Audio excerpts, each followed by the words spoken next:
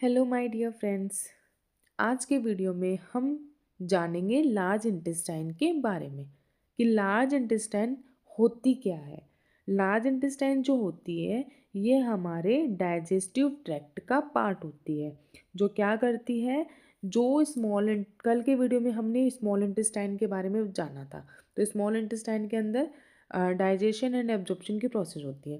अब बची कुछ जो चीज़ होती है उसका एब्जॉर्प्शन लार्ज इंटेस्टाइन के अंदर होता है, और फिर लार्ज इंटेस्टाइन के अंदर स्टूल का फॉर्मेशन होता है, और वहाँ से फिर हम रेक्टम एनस के वहाँ पे जाके फिर उसको बॉडी से एक्सक्रीट आउट कर देते हैं।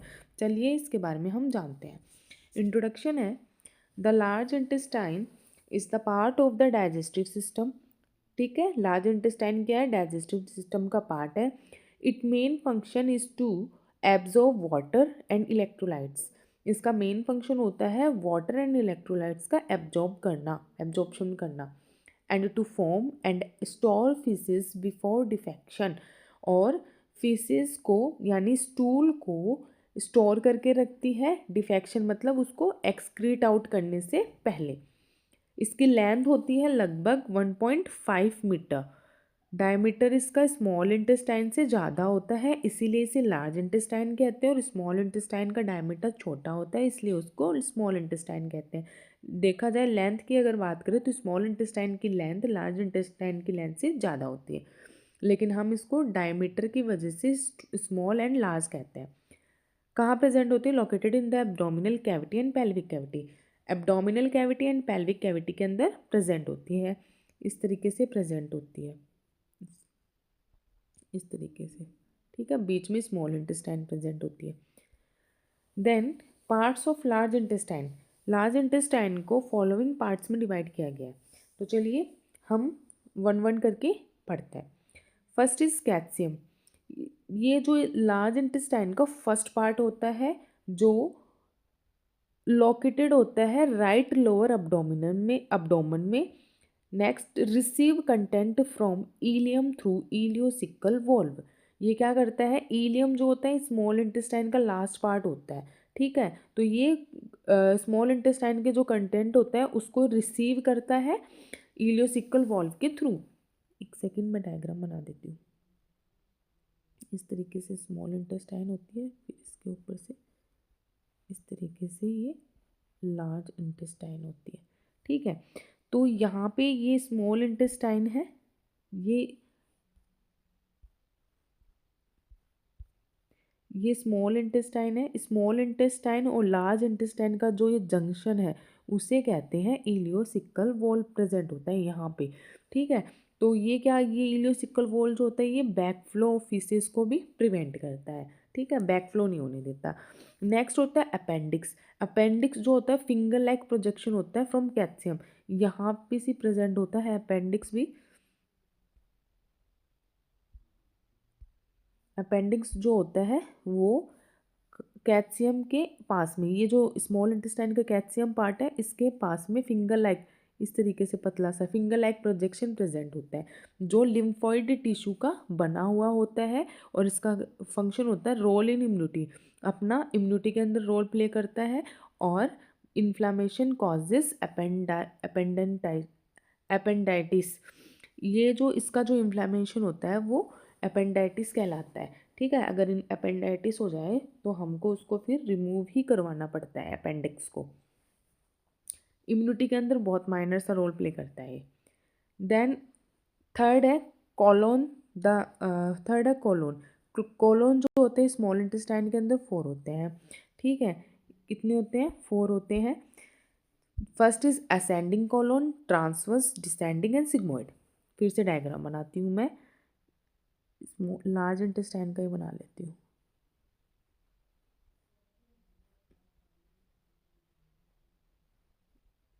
ठीक है, तो इसकी हम बात करें तो फिर ये क्या होता है?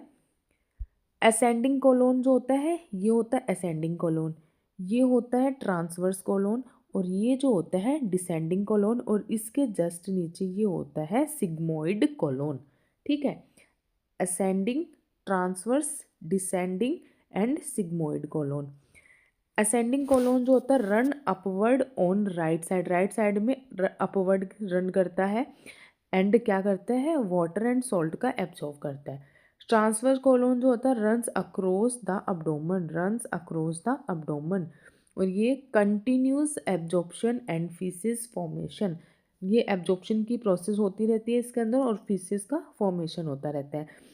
नेक्स्ट है descending colon run downward on left side में रन डाउनवर्ड करता है एंड स्टोर को फीसिस को स्टोर करके रखता है। लास्ट है सिग्मोइड, ये है सिग्मोइड कोलोन जो एस शेप का होता है, इसको एस शेप का बताया गया है जो रेक्टम से पहले फीसिस को स्टोर करके रखता है, फिर इसके नीचे रेक्टम और यहाँ पे एनस होता है। नेक्स्ट है रेक्टम। रेक्टम क्या होता है 12 to 15 सेंटीमीटर लॉन्ग ट्यूब होती है जो कि इस स्टूल को टेम्परेरी स्टोर करके रखता है। फिर लास्ट है एनल कैनाल, ये फाइनल पार्ट होता है, एंड पार्ट होता है, ठीक है, एंड्स एट एनएस पे एंड हो जाता है। फिर इसको ये क्या करता है कंट्रोल डिफेक्शन, डिफेक्शन मतलब हम बाहर एक्सक्रीट आउट करने को उसको कंट्रोल करते हैं, स्टूल को एक्सक्रीट आउट करते हैं ना तो वो होती है जो उसको कंट्रोल करता है। फिर नेक्स्ट है structure of large intestine walls. अब लार्ज इंटेस्टाइन के अंदर भी 4 वॉल प्रेजेंट होती है। फर्स्ट इज म्यूकोजा, सब म्यूकोजा, मस्कुलार एंड सिरोसा। तो म्यूकोजा के अंदर हम पढ़ते हैं कि स्मूथ सरफेस प्रोवाइड करती है और इसके अंदर म्यूकस सिक्रेटिंग ग्लैंड प्रेजेंट होती है, ठीक है। स्मॉल इंटेस्टाइन के अंदर म्यूकोजा लेयर के अंदर विलाई प्रेजेंट थी, लेकिन लार्ज इंटेस्टाइन के अंदर विलाई एब्सेंट होती है, नो विलाई मतलब विलाई प्रेजेंट नहीं होती। नेक्स्ट है सबम्यूकोजा, सबम्यूकोजा के अंदर blood vessels and nerves present होती है, ठीक है। मस्कुलर लेयर होती है, इसके अंदर 2 मसल्स प्रेजेंट होती है, इनर मसल होती है सर्कुलर एंड आउटर मसल होती है लॉन्गिट्यूडनल मसल, जो स्मॉल इंटेस्टाइन में भी सेम था एंड लार्ज इंटेस्टाइन में भी सेम है। ये क्या करती है दोनों मसल्स, ये helps in movement of faeces, ये फीसेस को आगे की तरफ मूव करने में हेल्प करती है। फिर लास्ट है सिरोसा, सिरोसा ये जो होती है आउटर प्रोटेक्टिव लेयर होती है, ठीक है। नेक्स्ट है डाइजेस्टिव एक्टिविटी। डाइजेस्टिव एक्टिविटी की स्मॉल इंटेस्टाइन के अंदर डाइजेस्टिव एक्टिविटी होती है, इसके अंदर क्या होता है कि no digestive enzyme secreted. Small intestine के अंदर डाइजेस्टिव एंजाइम का सिक्रेशन हो रहा था, ठीक है, इंटेस्टाइनल जूसेस वगैरह का सिक्रेशन हो रहा था, लेकिन इसके अंदर नो डाइजेस्टिव एंजाइम सिक्रेटेड, कि कोई डाइजेस्टिव एंजाइम का सिक्रेशन नहीं हो रहा है।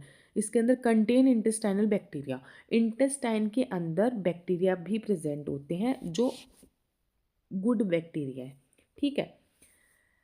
देन और ये जो गुड बैक्टीरिया इंटेस्टाइनल बैक्टीरिया होते हैं ये डाइजेस्टिव एक्टिविटी में अपना रोल प्ले करते हैं। देन नेक्स्ट होता है फंक्शंस ऑफ बैक्टीरिया। अब ये फंक्शन क्या क्या काम करते हैं बैक्टीरिया, ये करते हैं प्रोड्यूस विटामिन की एंड विटामिन बी कॉम्प्लेक्स का प्रोडक्शन करते हैं।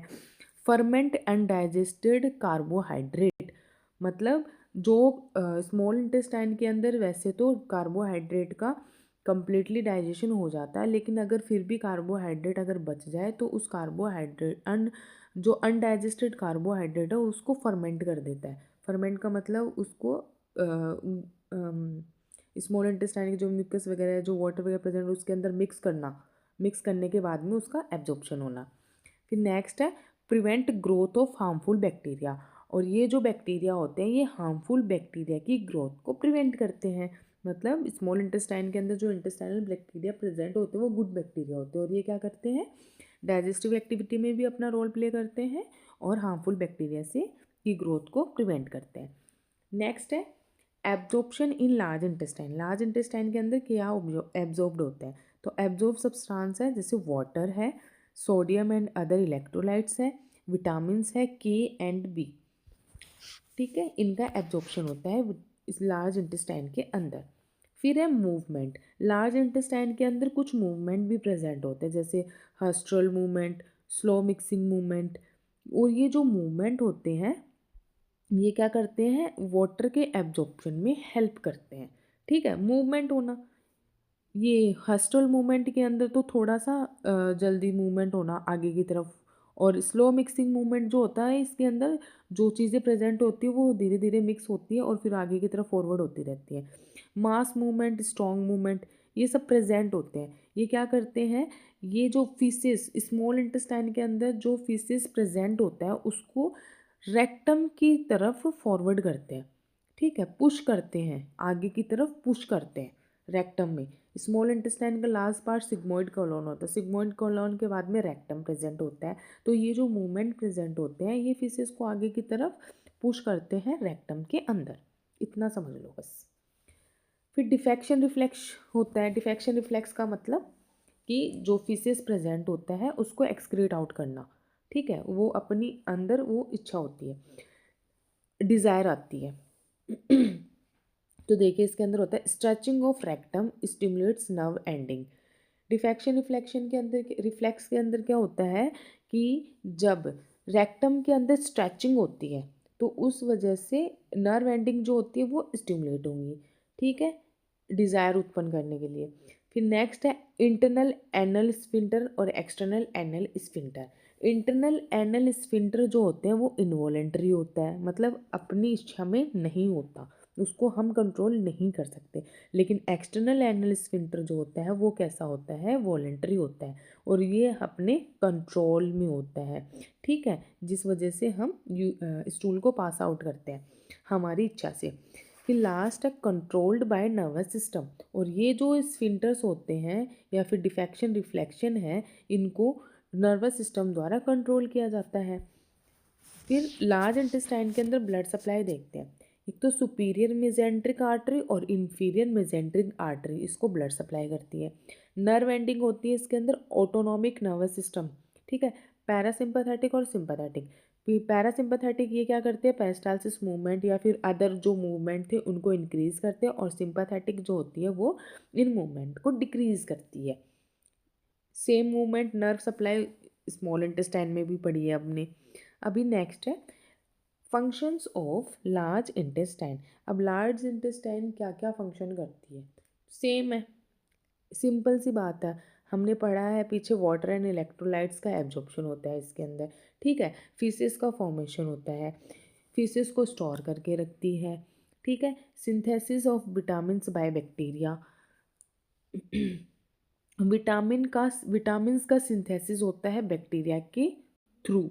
जो गुड बैक्टीरिया होते हैं लार्ज इंटेस्टाइन के अंदर वो विटामिन्स का सिंथेसिस करते हैं और एलिमिनेशन ऑफ वेस्ट, और जो वेस्ट होता है उसको एलिमिनेट किया जाता है लार्ज इंटेस्टाइन द्वारा। आई होप आप लोगों को लार्ज इंटेस्टाइन के बारे में समझ आ गया हो। जब आप ये वीडियो देखें तो मुझे कमेंट में बताइएगा कि नेक्स्ट वीडियो मैं किस पे बनाऊँ। Thank you.